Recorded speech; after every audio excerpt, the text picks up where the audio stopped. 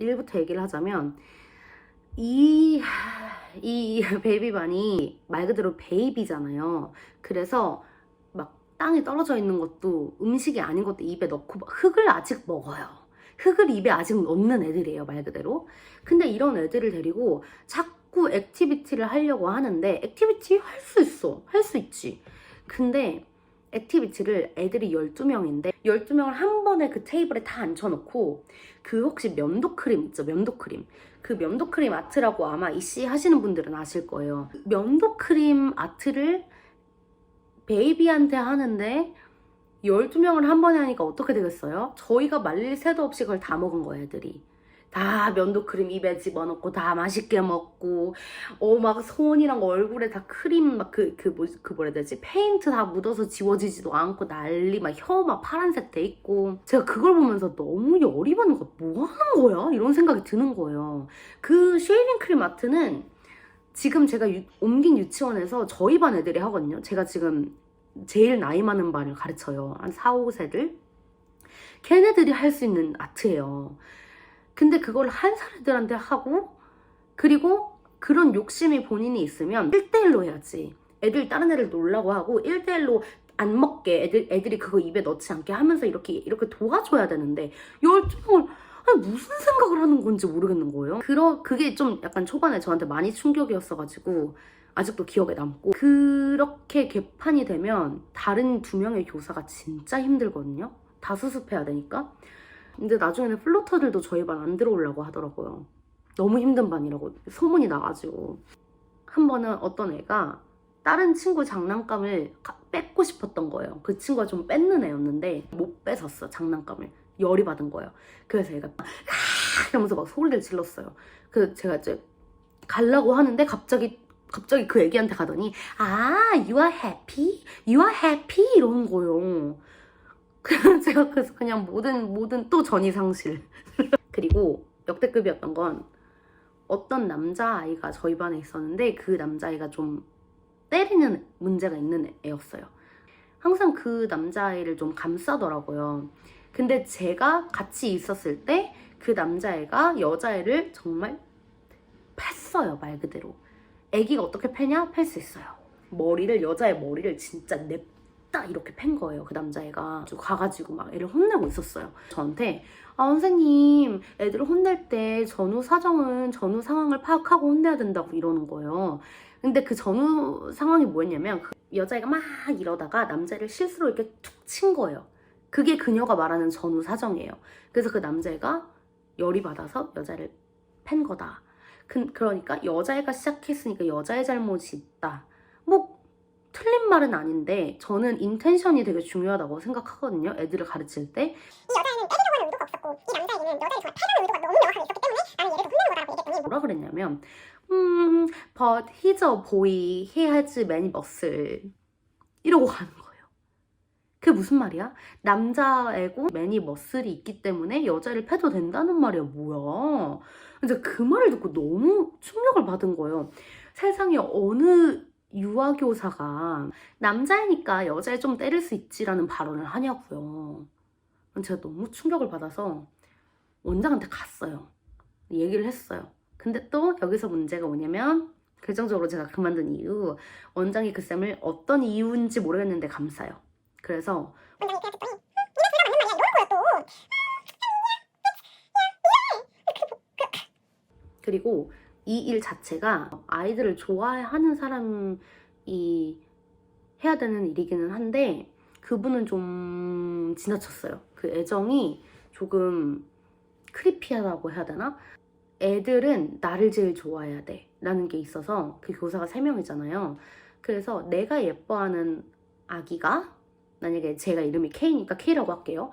K라는 애기가 내가 제일 예뻐하는 애인데 다른 교사가 안고 있거나 교감하고 있으면 뺏어가요, 애를.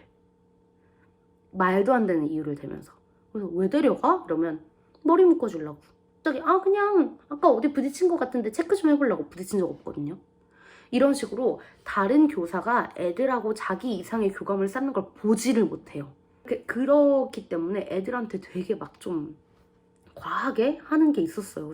툭 하면 애들 아무 말도 안 했는데 Am I like your mom? Do I look like your mom? Oh, are you saying me, mommy? 계속 이런 말을 해요, 자꾸.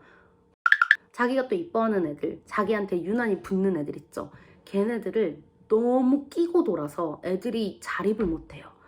다른 애들은 다 혼자 먹는 법을 배우고 혼자 잠드는 법을 배울 때 그 애들은 누가 먹여주고 재워주지 않으면 잠을 못 자고 밥을 못 먹고 숟가락 집어 던지고 랩룸 그 자는 데 들어가서도 소리 지르고 요람 흔들고 진짜 애들을 그냥 스포일을 시키는 거예요, 그 사람은.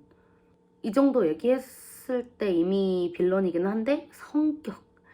사람이 알잖아요. 내가 이 사람이랑 어느 정도의 지금 거리가 있다는 걸 아는데 몰랐어요, 그분은. 모르는 건지 알고 무시를 하는 건지 모르겠는데 저 초반에 브레이크 때 제가 이렇게 유튜브를 보고 있었는데 이게 얘가 만약 유튜브에 이거 핸드폰이에요? 아니다 뭐라고 해야 되지?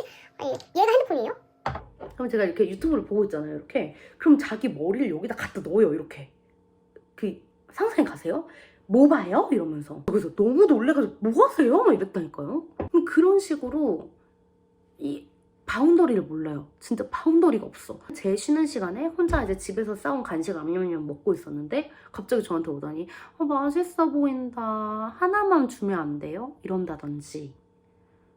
되게 이 사람 하는 그런 성격이었어요. 조금 이씨라는 직종 자체가 영어가 유창하지 않은 그 이민자들이 많이 하는 일이라 저도 제 영어가 완벽하지 않고 어쨌든 캐나다에서 일하는데 영어로 피해주면 안 되잖아요. 다른 선생님들이 애들하고 얘기하거나 선생님들하고 다 같이 얘기하거나 할 때 귀를 계속 열고 있거든요. 이런 상황에서 어떤 단어를 쓰지? 전치사는 뭐를 쓰지? 그래서 제가 실수하지 않도록 그런 노력은 해야 된다고 생각해요. 남의 나라 가서 일하면서.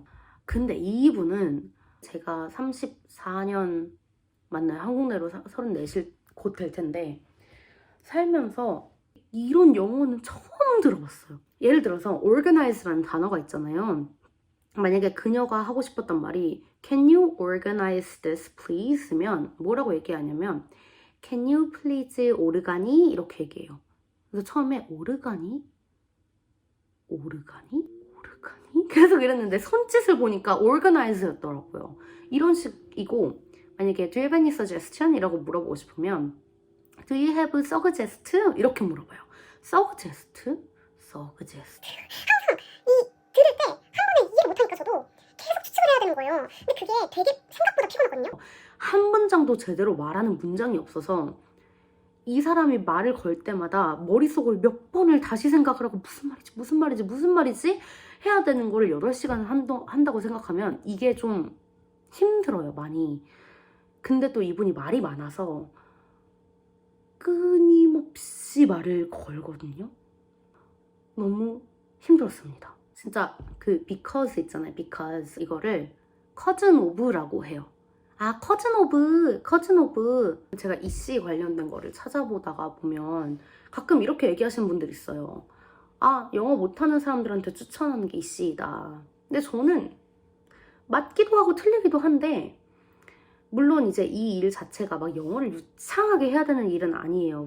그치만 적어도 아까도 제가 얘기했지만 남의 나라에 일하면서 그 나라 말은 좀 기본적으로 해야 되는 게 맞다고 생각하고 주변 코워커들이 힘들고 그 사람이랑 대화하는 게 너무 힘들 정도면은 노력을 하는 게 맞다고 생각해요. 나 영어 못하는데 이 시는 할 수 있겠지.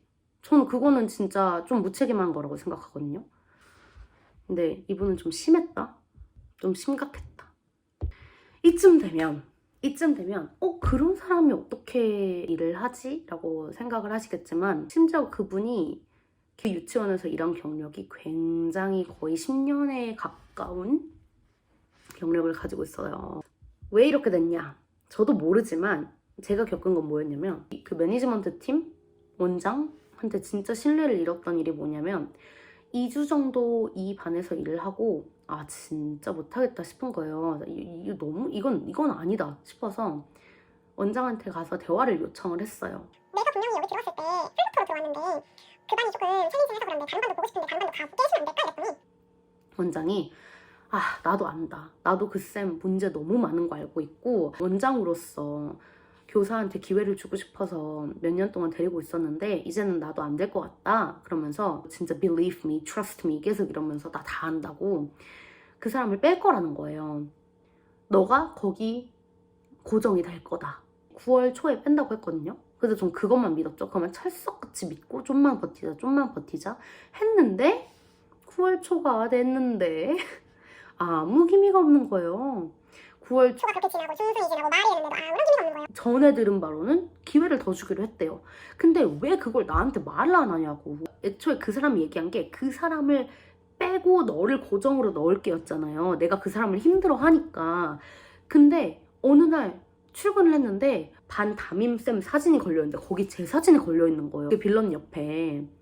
그러니까 뺀다 그래놓고 빼지도 않고 나는 고정으로 넣은 거예요. 그 사람이랑 일하라고. 그래서 내가 이게 뭐지? 이러고 너무 화가 났었거든요. 대장의 결정이기 때문에 제가 왈가왈부할 일은 아닌데 적어도 나한테 내가 계획이 바뀌었고 어느 정도까지는 얘를 좀 더 볼 생각이야. 그래서 너가 그 사람이랑 같이 고정을 해야 될 것 같아. 라는 업데이트를 줘야 되는 게 맞다고 생각하거든요. 나중에 알고 보니 그게 패턴이더라고요. 저 말고도 다른 분도 똑같이 그런 일을 겪었더라고요. 그만두게 할게. 일해. 근데 아니고. 그 빌런쌤이랑 같이 일하고 싶어하는 사람이 기존 쌤들 중에는 없기 때문에 약간 신규들이나 약간 이런 사람들이 좀 피해를 입는 것 같아요. 그런 식으로. 그리고 원장으로서도 좀 이게 맞나 싶은 게 누가 관둬요, 일을. 아니면 누가 잘려요, 입안에서. 그럼 기존 쌤들이 그걸 알아야 될 거 아니에요. 아무 업데이트가 없어요. 심지어 학부모들한테도 말을 안 해줘. 그래서 갑자기 사람이 없어졌어. 교사 한 명이 갑자기 없어져서 학부모님들이 저희한테 물어봐요. 그 쌤 어디 갔어요? 그 쌤 왜 그만둔 거예요? 아니죠? 어디 갔어요? 근데 그냥 너무 신기했어요. 이렇게 큰 센터도 의미가 없구나라는 게 되게 그때 되게 잘 느껴졌다. 그런 과정에서 제가 원래 있던 우울증이 이제 극심하게 심해져서 좀 나쁜 생각을 좀 구체적으로 하기 시작했었어요. 그때쯤에 이렇게는 있지 말자 싶어서 한국에 가려고 하다가 말씀드린 것처럼 그래도 해보자 라는 생각으로 켈로나에 왔습니다. 여기 온 지 한 달 됐는데 현재까지는 너무 좋아요. 한 달밖에 안 됐기 때문에 또 달라질 수 있지만 밴쿠버에서는 단 한 달도 좋았던 적이 없었던 거를 고려하면 좋은 시작이라고 생각하고 유치원도 비교도 안 돼요. 너무 좋은 데로 와가지고 힘든 시기가 있었지만 진짜 죽으란 법도 없구나 싶기는 해요. 근데 사실 밴쿠버에서 여기로 오는 과정에서 전 밴쿠버 집주인하고 좀 보증금 관련해서 분쟁이 생겼어요.